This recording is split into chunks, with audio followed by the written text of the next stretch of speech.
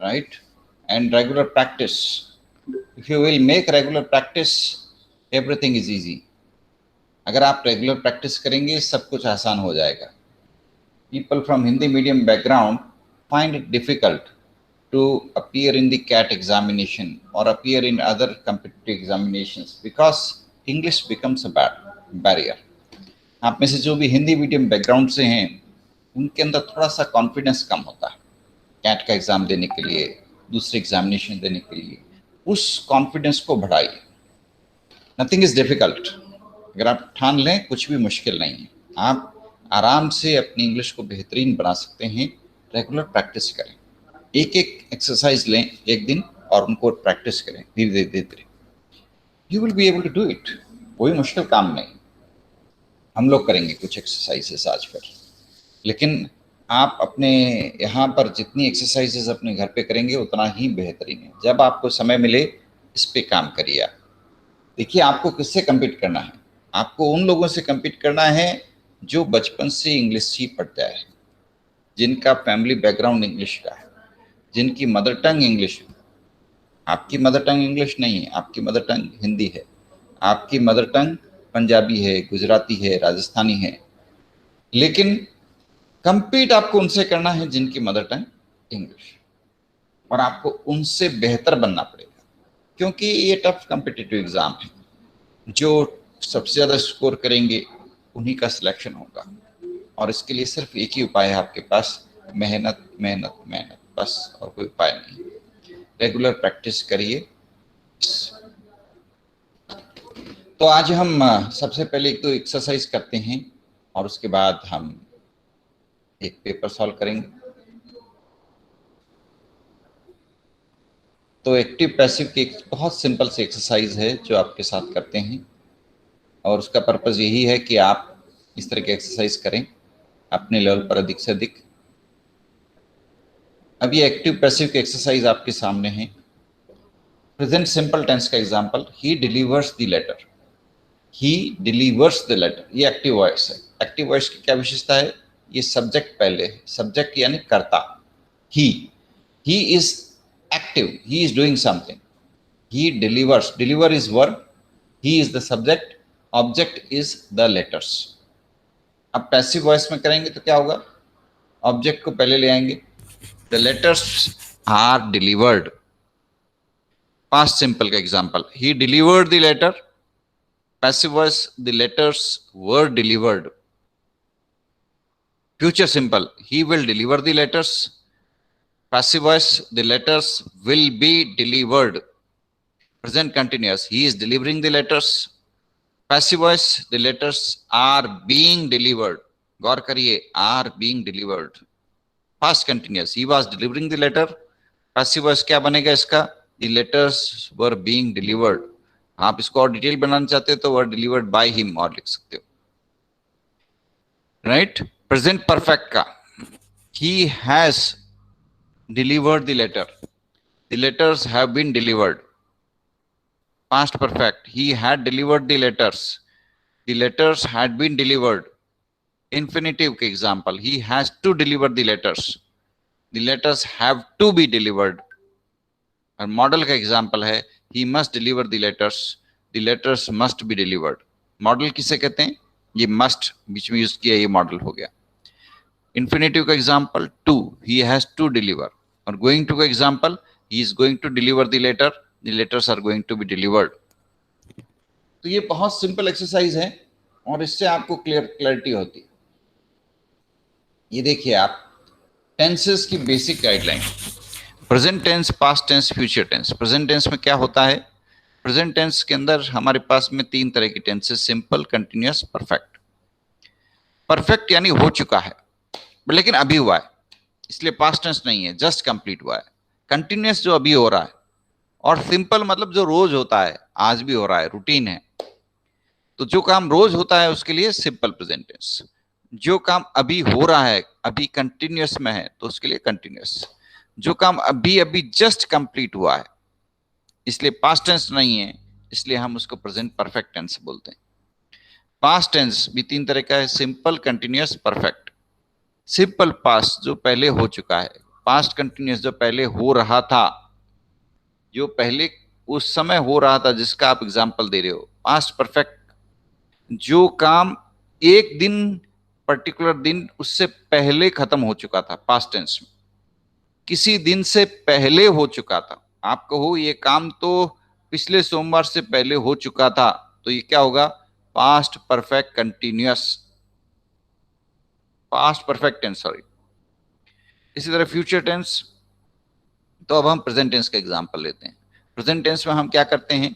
Simple present tense में ING और नहीं आता, हैज हैव नहीं आता।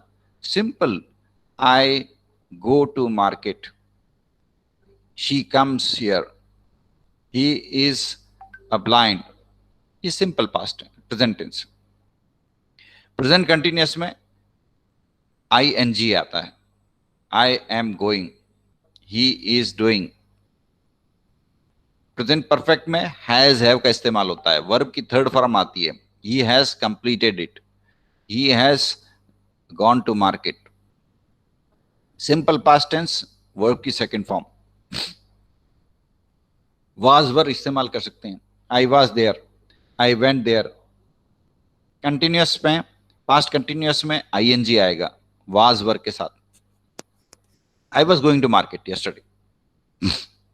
पास्ट परफेक्ट में I had completed before he came, उसके आने से पहले मैंने काम कंप्लीट कर लिया, तो यहां पे हैड वर्ब की थर्ड फॉर्म। और फ्यूचर में विल या shall, I will be there, I will गो।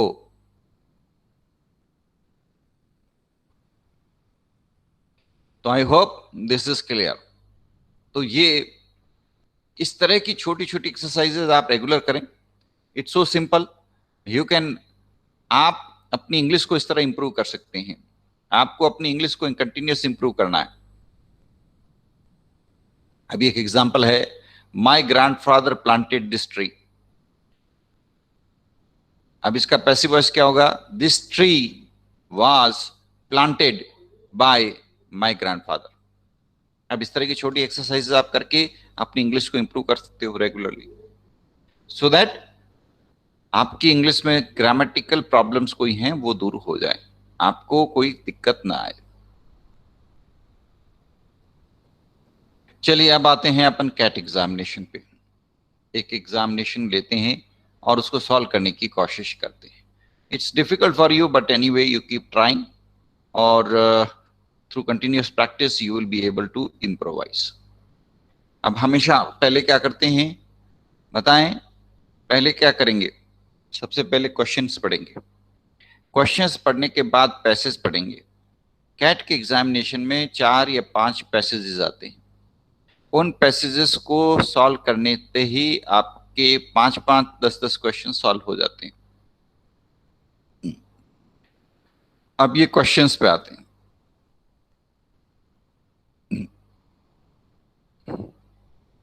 पहला question, the passage makes all of the following claims accept.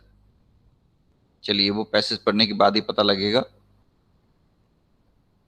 Which of the following statement best expresses the oral argument of this passage? इस passage का oral arguments क्या है? Which of the following measures is Bradshaw most likely to support to address the problems of elephant aggression?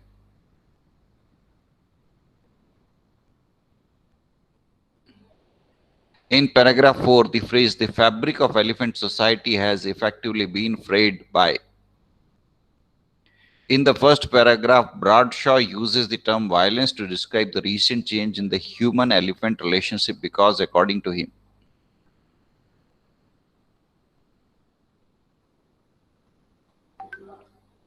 चलिए अब आते हैं passage को पढ़ते हैं। क्या आप तैयार हैं? क्या आप मेरी मदद करोगे आप पैसेज को पढ़ने में? क्या आप में से कोई ये पैसेज पढ़ पाएगा? शायद फॉन्ट साइज बड़ा छोटा होगा आपके लिए, तो मैं ही पढ़ के सुनाता हूं। Everybody pretty much agrees that the relationship between elephants and people has dramatically changed. हर व्यक्ति ये कह रहा है कि एलिफेंट और इंसानों के बीच का रिलेशन बदल रहा है। Says psychologist Gay Bradshaw. अब ये ग्रे ब्रॉडशॉ कौन है? मनोवैज्ञानिक के। Where for centuries humans and elephants lived in relatively peaceful coexistence, there is now hostility and violence. वर्षों से एलिफेंट और इंसान साथ में रहे, लेकिन आजकल उनके बीच में आपस में तनाव है. Now I use the term violence. अब तो मैं हिंसा का शब्द का इस्तेमाल करूंगा, because of the intentionality associated with it, both in the aggression of humans and recently observed behavior of elephants. यानी इंसान है वो भी एग्रेसिव हो गया है जानवरों के प्रति, और एलिफेंट है वो भी हिंसक हो गए हैं इंसानों के प्रति. Typically, elephant researchers have cited as a cause of aggression the high level of testosterone in newly matured male elephants, or the competition for land and resources between elephants and humans. अब researchers ने क्या पता लगाया है कि छोटे छोटे हाथियों के अंदर भी टेस्टोस्टेरोन एक हार्मोन होता है, वो ज्यादा पाया जा रहा है, और उनमें आपस में कंपटीशन जमीन के लिए और साधनों के लिए बढ़ रहा है इंसानों के साथ में. But Bradshaw and several colleagues argue that today's elephant populations are suffering from a form of chronic stress, a kind of species-wide trauma. ब्राडशॉ का यह कहना है कि आज के हाथियों के अंदर एक क्रोनिक स्ट्रेस नामक एक परेशानी है, बीमारी की तरह है, जो वो उनके अंदर सब हाथियों में वो फैल गई है, chronic stress. Decades of poaching and culling and habitat loss, they claim, have so disrupted the intricate web of familial and societal relations by which the young elephants have traditionally been raised in the wild, and by which established elephants herds are governed, that what we are now witnessing is nothing less than a precipitous collapse of elephant culture.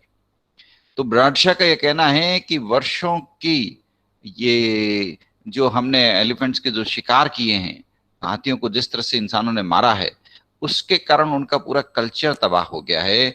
उनकी पूरा जो तरीका है जिससे वो अपने छोटे बच्चों को पालते और डेवलप करते हैं, वो पूरा तरीका डिस्टर्ब हो गया है, पूरा तरीका खराब हो गया है.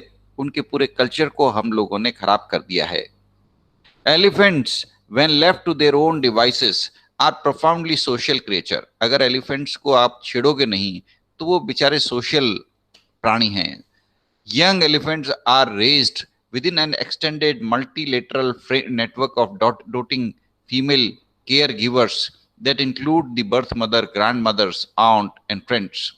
छोटे छोटे हाथी होते हैं, उनको चारों तरफ कई हथिनियां घेरे रहती है, वो सब उसको बहुत प्यार करती हैं. These relations are maintained over a lifespan as long as 70 years. हाथी की उम्र 70 साल तक होती है और वो इसी तरह बड़े प्रेम से अपने परिवार में रहता है. Studies of established herds have shown that young elephants stay within 15 feet of their mothers for nearly all of their first 8 years of life. Research ये बताती है कि छोटे हाथी अपने जन्म के 8 साल तक अपनी माँ के एकदम पास में रहते हैं, 15 फुट की दूरी के अंदर अंदर ही रहते हैं. After which young females are socialized into matriarchal network, while young males go off for a time into an all-male social group before coming back into the fold as mature adults.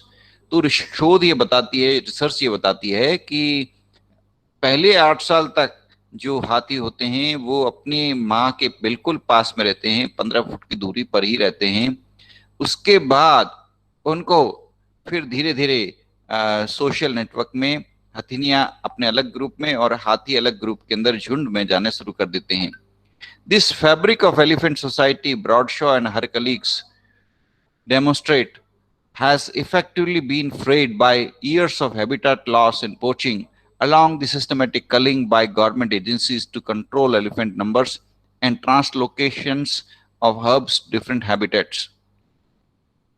तो ये जो Bradshaw और उसके साथी जो researchers हैं, उन्होंने ये बताया है कि ये जो हाथियों का ये जो हैबिटेट है, कल्चर है, एक व्यवस्थाएं हैं, इसको हम इंसानों ने खत्म कर दिया है.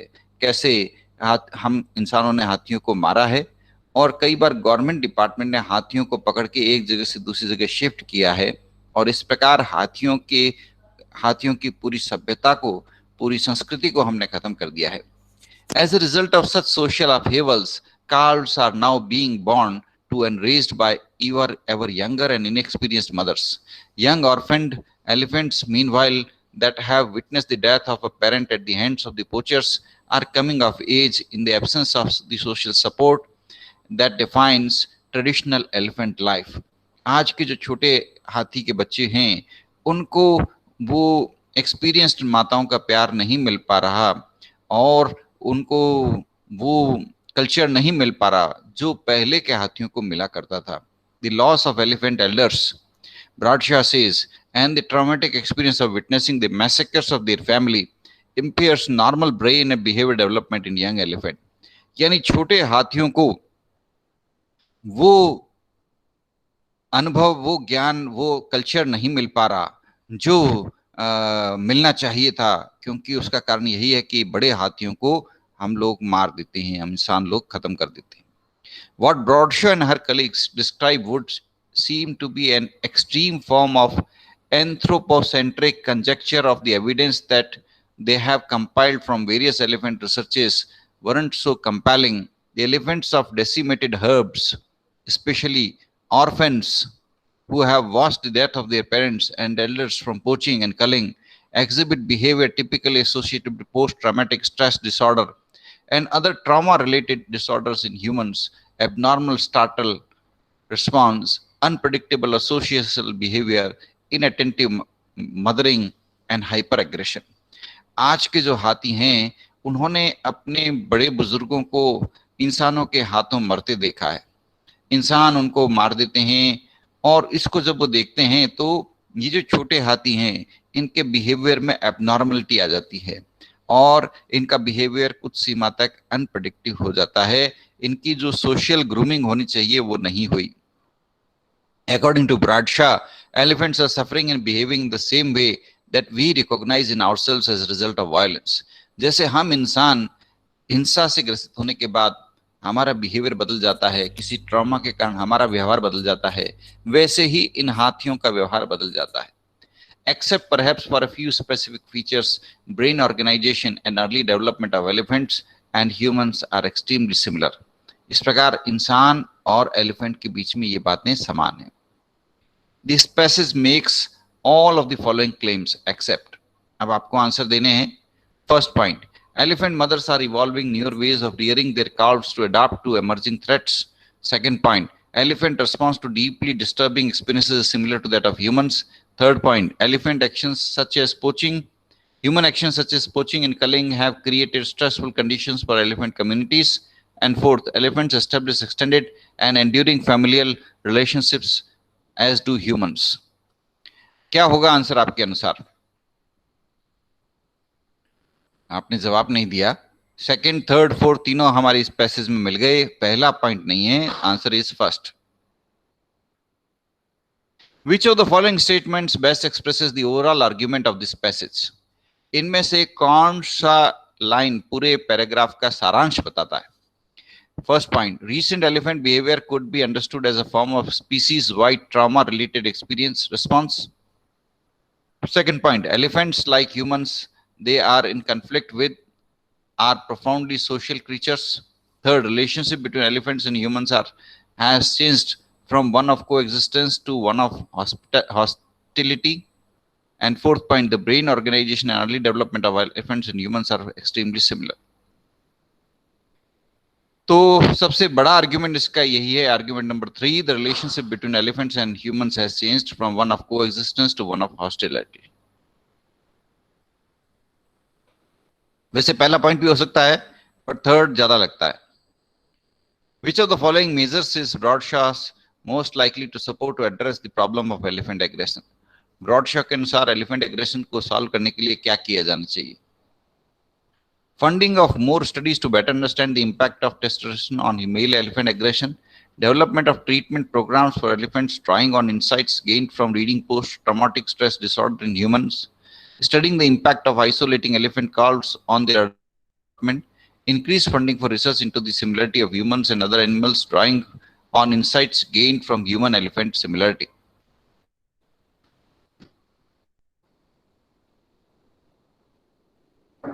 क्या किया जाना चाहिए आपके अनुसार? What should be the answer?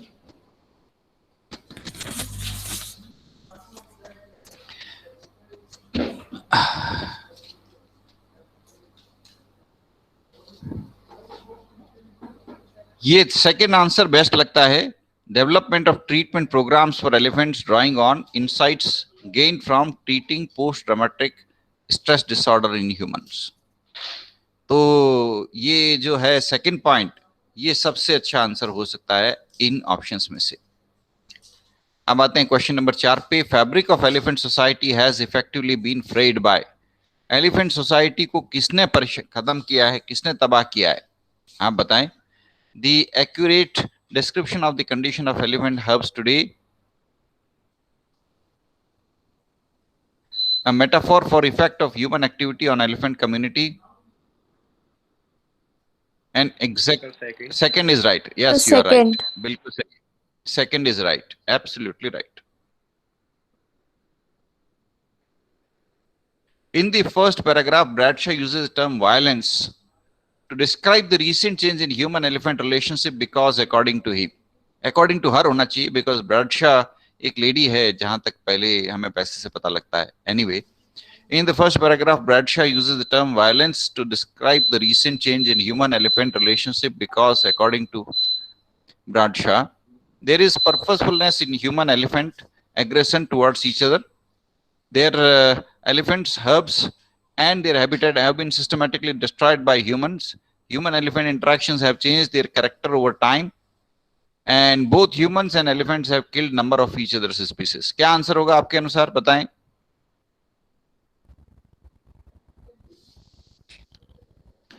So second. Second is right, absolutely right. Elephant herds and their habitats have been systematically destroyed by humans.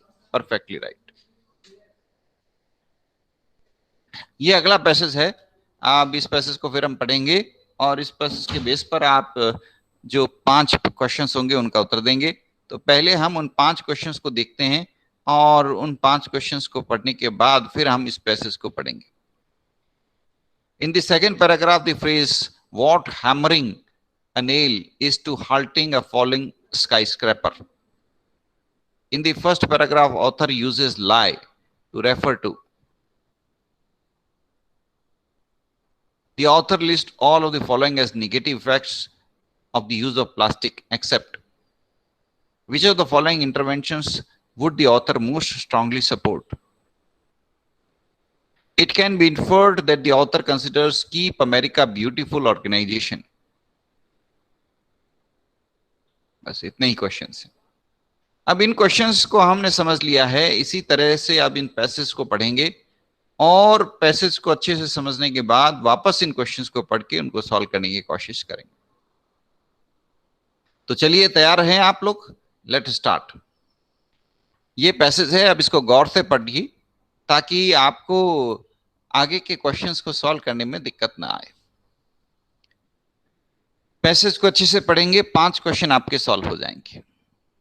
The only thing worse than being lied is to not knowing you are being lied to. यानी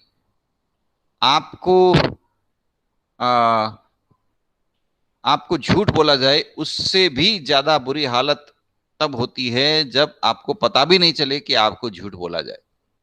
It's true that plastic pollution is a huge problem of planetary proportions. ये सही बात है कि plastic के कारण जो प्रदूषण फैल रहा है वो बहुत बड़ी समस्या है. And it's true we could all divulge more to reduce our plastic footprint. और ये भी सही है कि हम सब लोग चाहें तो प्लास्टिक का इस्तेमाल कम कर सकते हैं.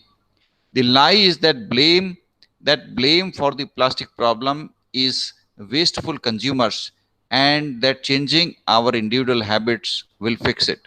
लेकिन झूठ ये है जो हम सब को बोला जा रहा है, वो ये है कि प्लास्टिक की प्रॉब्लम का समाधान वेस्टफुल कंज्यूमर को कम करने के लिए, यानी हम अपने बिहेवियर को अगर हम चेंज करेंगे तो प्लास्टिक की प्रॉब्लम को सॉल्व हो जाएगा. ये एक झूठ हम सबको बोला जा रहा है.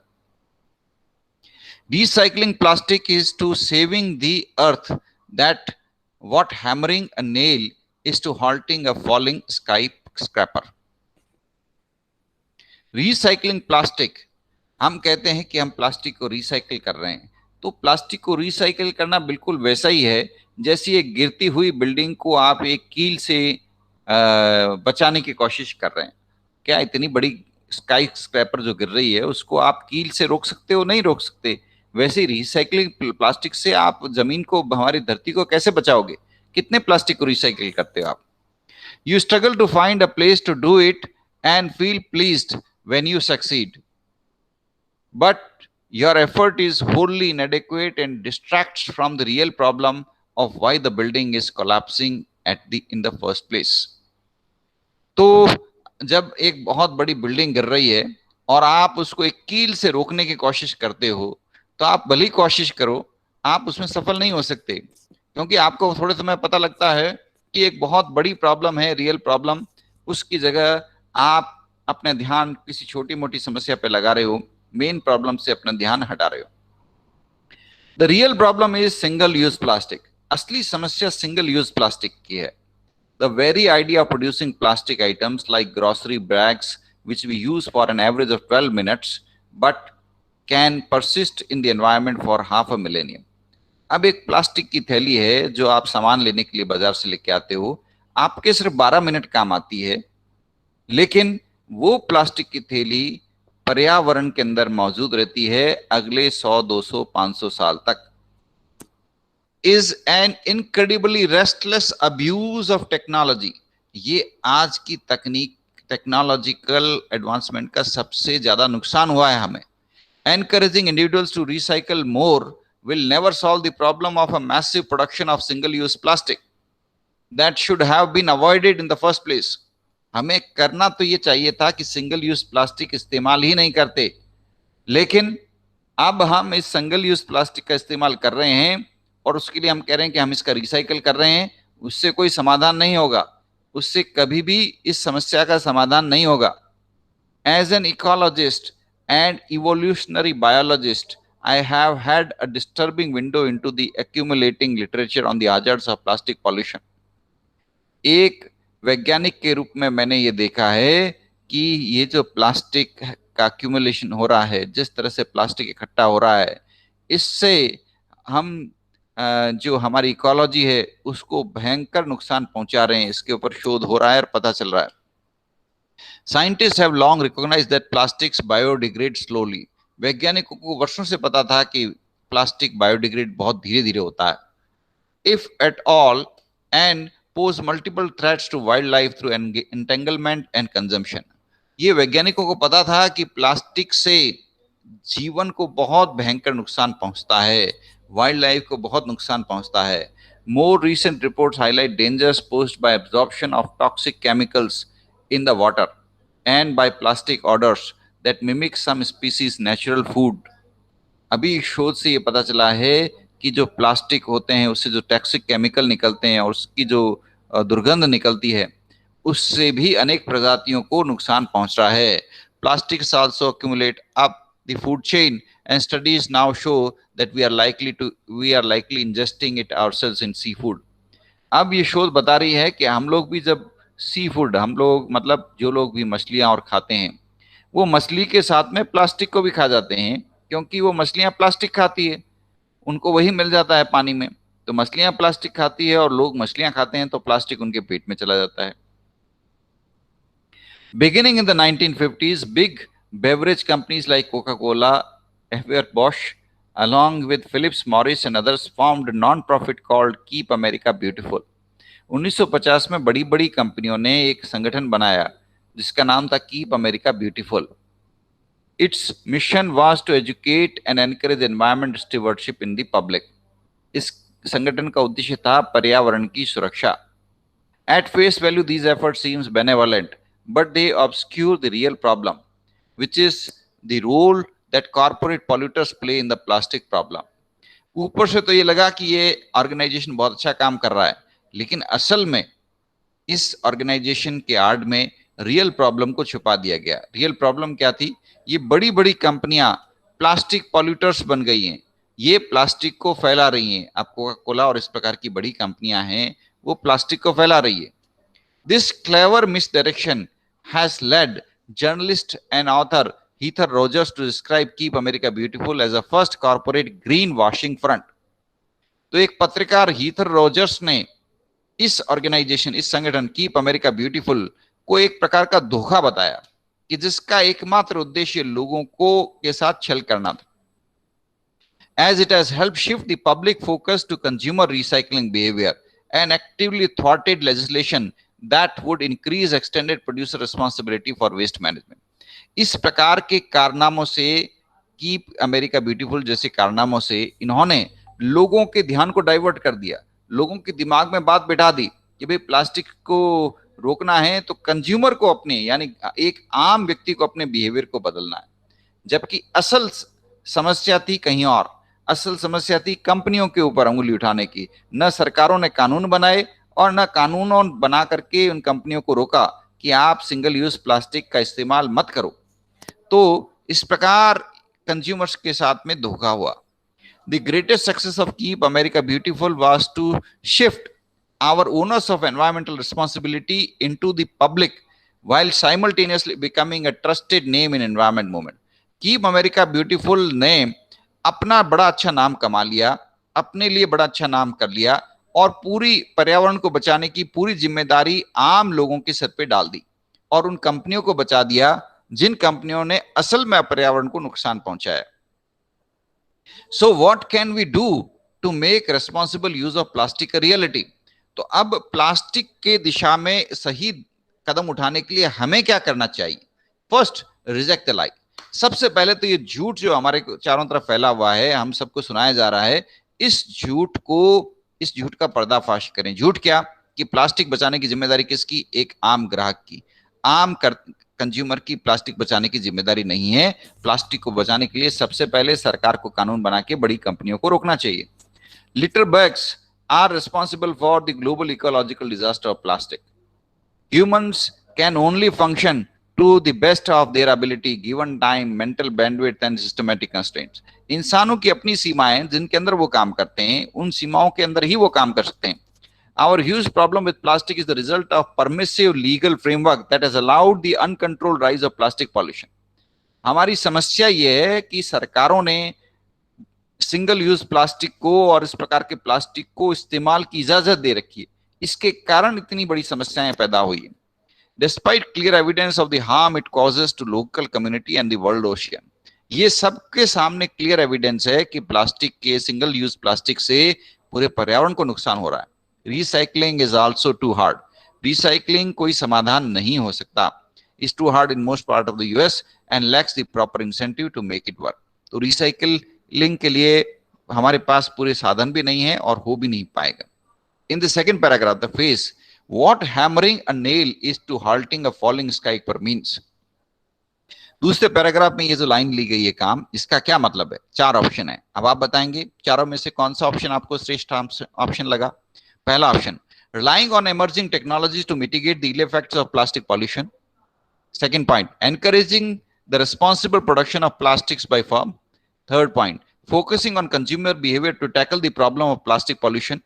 And fourth, focusing on single use plastic bags to reduce the plastic food point। क्या आंसर होगा आपके अनुसार, बताओ। आप में से किसी ने उत्तर नहीं दिया। बेस्ट ऑप्शन है third. In the first paragraph the author uses lie to refer. Author ने लाई शब्द का इस्तेमाल किया है, उसका क्या मतलब है? First point, blame assign to consumers for indiscriminate use of plastic. ग्राहकों के ऊपर जो ब्लेम डाला गया है वो लाई है। Second, understand the enormity of the plastic pollution problem. Third, understand understatement the effects of recycling plastic. और fourth point, fact that people do not know they have been lied to.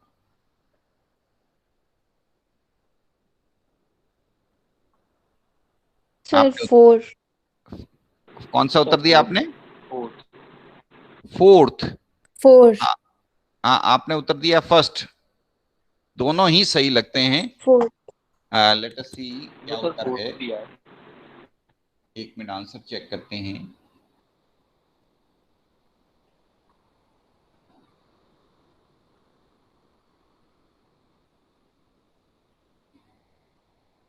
इसमें नहीं दिया हुआ।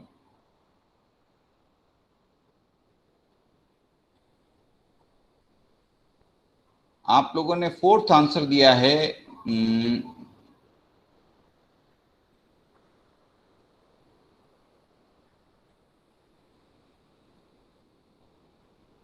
ये फर्स्ट पैराग्राफ था हमारा।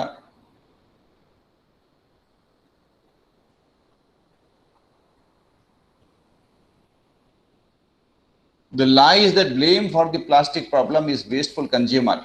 ज्यादा बेहतर उत्तर तो देखिए ये लाई वर्ड है, यहां काम में लिया गया है।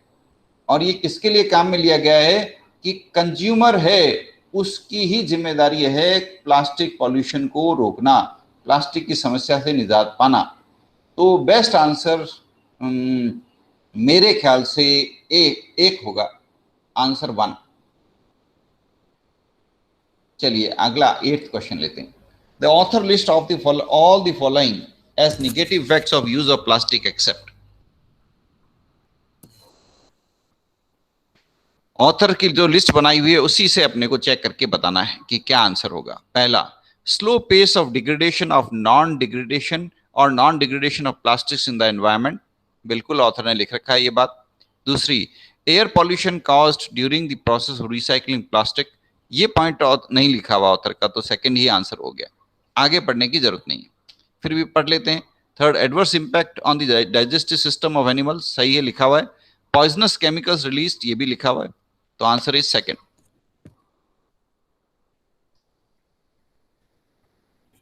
Which of the following interventions would the author most strongly support? इनमें से कौन से इंटरवेंशन के लिए ऑथर आपको सजेस्ट करेगा?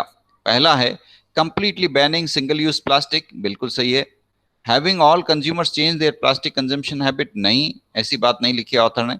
Recycling all plastic debris in the seabed, नहीं, ये भी नहीं लिखा।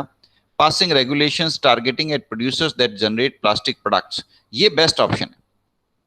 तो fourth is the best option. पहला भी सही है लेकिन ज्यादा बेहतर चौथा ऑप्शन है, तो आंसर आप क्या टिक लगाएंगे? Fourth. Fourth is the best option, क्योंकि यही ऑथर कहना चाह रहा है इस पैसेज में। It can be inferred that the author considers the Keep America Beautiful organization. Author जो है, लेखक है, वो कीप अमेरिका ब्यूटीफुल ऑर्गेनाइजेशन के बारे में क्या लिख रहा है? पहला point, it's an innovative example of collaborative corporate social responsibility initiative, बिल्कुल नहीं। दूसरा, a sham as it is diverted, sham मतलब एक धोखा, as it is diverted attention to from the role of corporates in plastic pollution, बिल्कुल सही, यही उत्तर है। तीसरा है an important step in sensitizing producers to the need of tackle pollution, गलत, ये नहीं है, ये लेखक ने नहीं लिखा। और चौथा point, a green wash because it was a benevolent attempt to improve public recycling habit. Green wash है लेकिन it is not benevolent attempt, ये बेनेवोलेंट अटेम्प्ट नहीं है।